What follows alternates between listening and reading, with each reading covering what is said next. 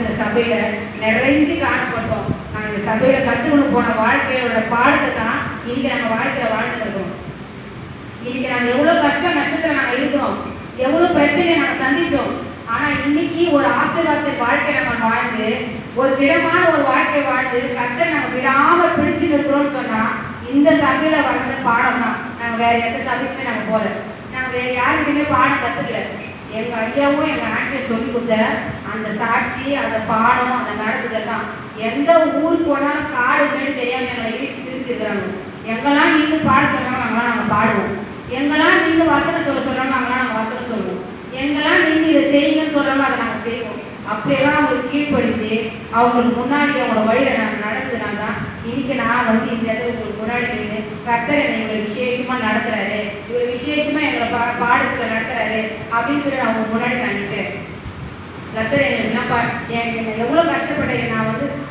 எனக்கு 21 வயசு எனக்கு கல்யாணம் பண்ணி எனக்கு கொடுத்தாங்க. எனக்கு விருப்பம் இல்லாத ஒரு கல்யாணத்தை எங்கள் வீட்டில் பண்ணாங்கன்னு சொல்லி எங்கள் ஐயாவும் அம்மா வந்து எங்கள் அப்பா கிட்ட கேட்குறாங்க, அவளுக்கு அந்த கல்யாணம் பிடிக்கல, நீங்கள் அவளை என்ன செய்யுங்க, விட்டுருக்க, அந்த மாப்பிள்ளையை கட்டி கொடுக்காதீங்க அப்படிங்கிறாங்க. இவங்க 2 பேரும் எங்கள் அப்பா துவத்தி விடுறாங்க. அவங்க எவ்வளோ போராடினாங்க, எங்கள் சொந்தக்காரங்க கூட போராடிட்டாங்க. ஆனால் இவங்க 2 பேரும் அவ்வளோ போராடினாங்க. ஒரு வார்த்தை நினைக்குமா, கடவுள் சித்தம் என்ன நடக்கும் நடக்குமா, நீ என்ன செய்யுது, தேவனுக்கு பயந்து தேவனுக்கு கீழ்படுத்து அவர் கொடுக்குற வாழ்க்கையை என்ன செய்யுது ஏற்றுக்கோ அப்படின்னு சொல்லி எனக்கு மனசார என்னை வந்து வாழ்த்தி எனக்கு கல்யாணம் செஞ்சு வச்சாங்க.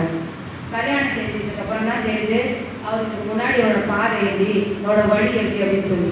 ஆனால் என்னை பார்த்ததுக்கப்புறம் ஓரளவுக்கு மனம் மாறி வந்தார். குடும்ப சூழ்நிலை அவரை திருப்பி போடுது. அவர் என்கிட்ட வர விடாமல், என்கிட்ட அன்பு செலுத்த முடியாமல், பாசம் செலுத்த முடியாமல் குடும்ப சூழ்நிலையை தூக்கி அவர் தலைமையில் வச்சாங்க. எங்கள் குடும்பத்திலே அதிகமாக சம்பாதிக்கிறது எங்கள் வீட்டுக்காரங்க தான். குடும்ப சூழ்நிலை தூக்கி அவர் தலைமையில் வச்சாங்க. அப்படி ஒரு சுமையை சுமந்து எரிச்சலும் கோபமும் சமாதானம் இல்லாத ஒரு வாழ்க்கை தான் நான் வாழ்ந்தேன்.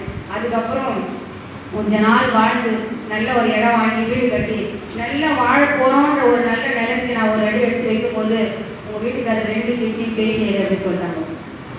எனக்கு 3 குழந்தைங்க, என்ன செய்யுதுன்னே தெரியல. 2 குழந்தைங்க ஸ்கூலில் படிக்கிறாங்க. ஒரு குழந்தைக்கு வந்து அப்போ தான் பிறகு 4 மாதம் குழந்தை கையில் வச்சுருந்தேன். நானும் வேலைக்கு போக முடியாது, எங்கள் வீட்டுக்காரருக்கு 2 கிட்னி ஃபெயிலியர். அந்த குடும்பத்தை எப்படி நடத்த முடியும் அப்படின்னு நீங்களே கொஞ்சம் யோசனை பண்ணி பாருங்க. ஆனாலும் கர்த்தர் என்னை நடத்தினார்.